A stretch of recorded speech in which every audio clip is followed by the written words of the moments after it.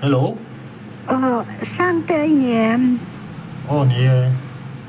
chờ lâu cái gì chứ á, cái bằng bè tóc mày chứ. Ngõ. Ít chờ lâu cái gì. Ôi, lâu.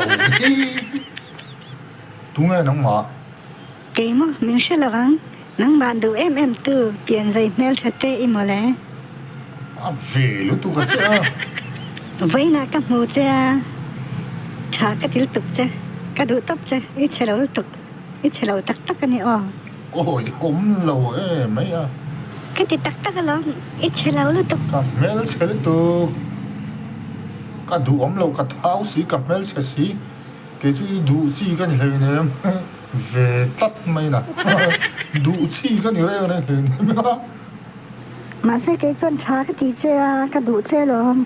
Cái start chứ. Chả cái thứ tục chứ. Cái gì tắc tắc. Ấy thì về mấy đi đủ gì cái này lâu mình đủ đấy lại tắc xuống là bóng Ai cái đủ đấy chẳng chứ tắc tắc. Đủ gì cái này lâu chứ mình đủ lâu mấy rồi Ai cái đủ chứ lắm. mình đủ gì cái này lâu về tệ tắc mấy năm rồi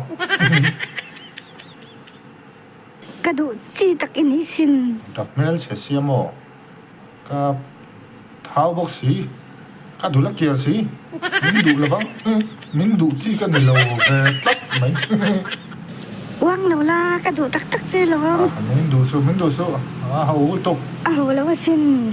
Cái đủ thấu chứ lắm. là đủ hai lâu Ai cái đủ thấu chứ. Vô mặc y tú nghe mỗi nì lì mình đủ chi cái lâu cái tin ông mình Ý mô mày đủ chi bối nhỉ sắp lâu nhỉ. Thiên sao mày. Tốt. rồi